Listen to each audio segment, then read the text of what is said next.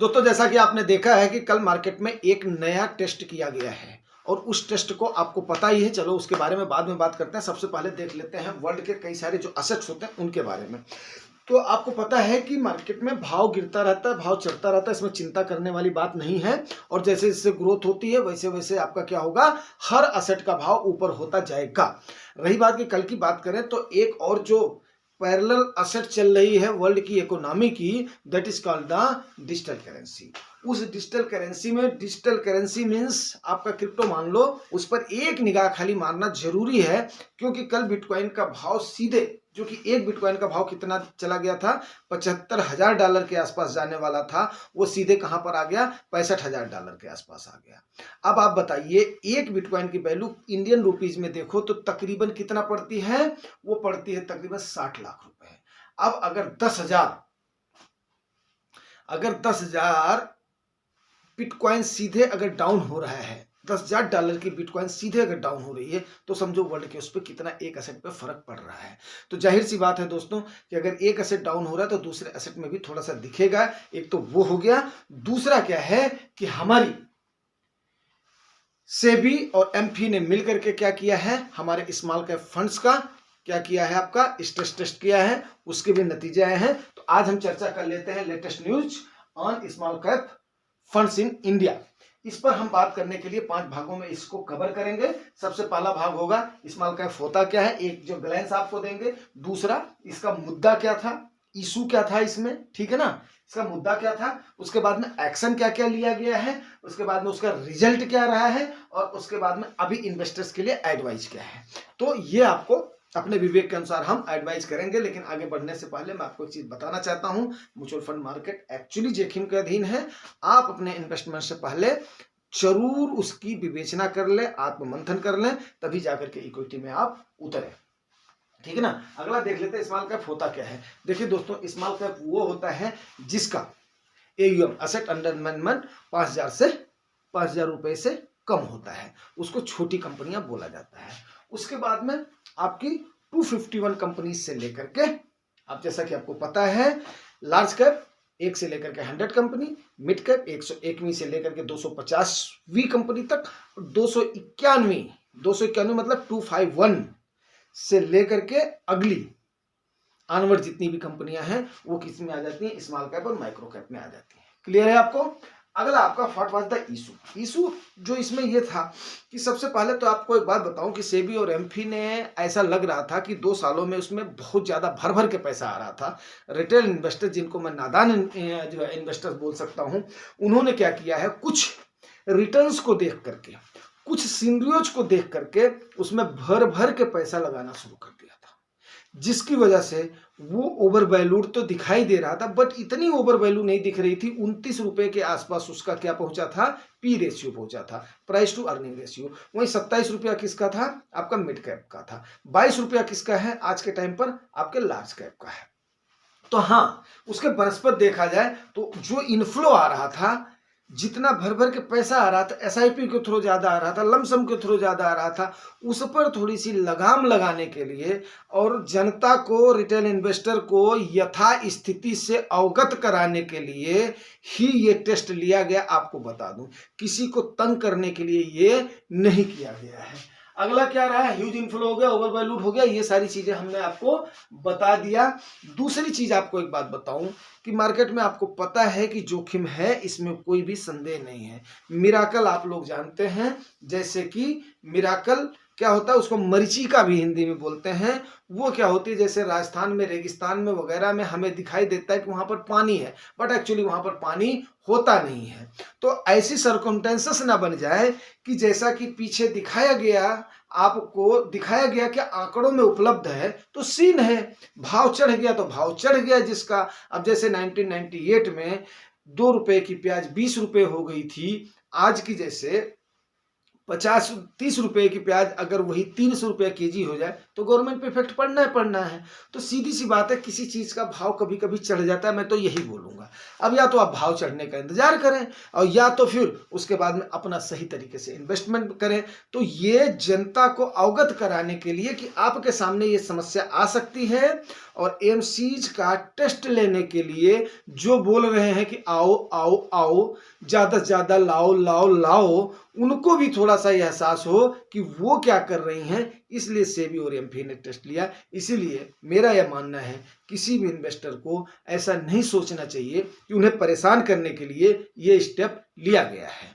अगला इसका action, action क्या क्या हुआ है।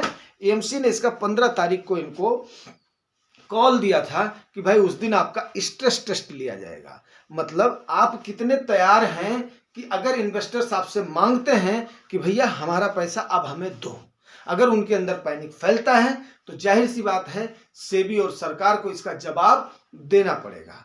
अब जवाब देना पड़ेगा तो उसकी जवाबदेही तय किया है, जैसा कि अपने बेबाक फैसलों के लिए जो सेबी की चेयरपर्सन है माधवीपुरी बुच मैम, वो जानी जाती हैं, उन्हीं की ही बोल्डनेस से ऐसा बोल्ड डिसीजन लिया गया है। ये मेरा मानना है, मेरा अपना पर्सनल मानना है, मेरा अपना पर्सनल ओपिनियन है। वैसी विदुषी महिला है वो जिन्होंने सबको एक लाइन पर ला दिया है, एएमसीज की भी जवाबदारी तय कर दी। आपको पता ही है कि कितना उनके ऊपर दबाव पड़ा होगा, और उसके बाद में आम इन्वेस्टर्स को भी उन्होंने ये अवगत करा दिया है कि आने वाले समय पर आप क्या क्या समस्याएं फेस कर सकते हैं, वो भी लंबे ड्यूरेशन के लिए। अगर छोटे से ड्यूरेशन में आपकी हार्ट बीट धक धक कर सकती है, आप परेशान हो सकते हैं, तो ये स्ट्रेस टेस्ट 15 मार्च को लिया गया है। अब इसका रिजल्ट क्या रहा है। रिजल्ट इसका ये रहा है, जो मान लिया जो पिछले 10 साल के हीरो रहे हैं, 3 साल के, 10 साल के, 5 साल के, निपॉन जैसे फंड, एसबीआई जैसे फंड जो कि तीसरे नंबर पे मतलब वो उसमें आते हैं, 25,000 करोड़ का एयूएम है और सबसे फिसड्डी रहे हैं। 50% उनको बेचने के लिए कितना दिन चाहिए, 50 दिन चाहिए। वहीं आपके निपॉन को बेचने के लिए शाम को मैंने बताया था 28-29 दिन चाहिए, ठीक है ना, 50% बेचने के लिए। तो अगर इतना इतना ड्यूरेशन आप ले रहे हैं तो आपको भी कोई हक नहीं है कि इस प्रकार से आप बिल्कुल कंट्रोल करिए। जो आपने 25,000 का दायरा बना रखा है उसको 5,000 10,000 पर लेकर के आइए, 20,000 पर लेकर के आइए, 15,000 पर लेकर के आइए एसआईपी को। खाली एसआईपी को बंद करके और एसआईपी का अमाउंट बढ़ाने से काम नहीं चलने वाला है। 25,000 का एयूएम लेकर के आप बोल रहे हो हम उसको बेच नहीं पाएंगे, लिक्विडेट नहीं कर पाएंगे, फिर क्या आपका फंड मैनेजर आपका अपना सिलेक्शन कर रहा है, किस बात का सिलेक्शन कर रहा है, क्या देख करके वो अपना चर्निंग कर रहा है उसको। तो ये सारी चीजें सेबी ने क्या किया है, टेस्ट किया और ये रिजल्ट आया। हाँ, छोटे एयूएम की कंपनियां जो हैं, जो बड़े एयूएम की कंपनियां हैं, जो है बड़े एयूएम के जो फंड्स हैं, वो ज्यादा असमर्थता जाहिर कर रहे हैं। वनस्पत की जैसे आपका एडवेसल हो गया, एबीएसएल हो गया, सुंदरम हो गया, आदित्य बिरला सन लाइफ, तो ये वाले जो फंड्स हैं इन्होंने बोला हम मुश्किल से 1 हफ्ते के अंदर पूरा का पूरा बेच बाच करके हम पैसा दे देंगे, कोई इशू ऐसा नहीं है। और उन्होंने स्ट्रेस टेस्ट में अपने प्लानों को जाहिर किया है। अभी अंतिम भाग में हम आपको कवर करते हैं इन्वेस्टर्स के लिए एडवाइस क्या है। देखिए दोस्तों, इन्वेस्टर्स के लिए अगर आप जुगानी टॉक्स के व्यूअर हैं, जुगानी टॉक्स के सब्सक्राइबर हैं या नए व्यूअर्स हैं जिन्होंने अभी नहीं देखा है, तो आपको हमने जो बताया हुआ जो सारे स्टेप्स लिए जा रहे हैं वो स्टेप्स मेरे अपने अनुभव के आपको ऑलरेडी बताए जा चुके हैं और बताए जा रहे हैं। उनको फिर आपको मैं बता देता हूं। जो भी आपकी एज है, जैसे मान लिया आपकी एज अगर 30 साल है, 40 साल है, 50 साल है, तो आप अपनी एज को 100 में से माइनस कर दीजिए, ठीक है ना। सपोज करता हूं मैं 40 साल की आपकी एज है या 50 साल की एज है मान लेता हूं, तो आपको 100 में से इसको माइनस करना है, इक्वल टू जैसे हो गया 60 आ गया, ठीक है ना। 40 साल का अगर बंदा है तो उसका 60% किस में जाना चाहिए, इक्विटी में जाना चाहिए। इक्विटी मतलब मार्केट में लगना चाहिए पैसा। क्यों? इसलिए लगना चाहिए कि अगर आप मार्केट में पैसा नहीं लगाएंगे तो जाहिर सी बात है आप महंगाई से नहीं लड़ पाएंगे। ये बात बिल्कुल सत्य है, सार्वभौमिक सत्य है।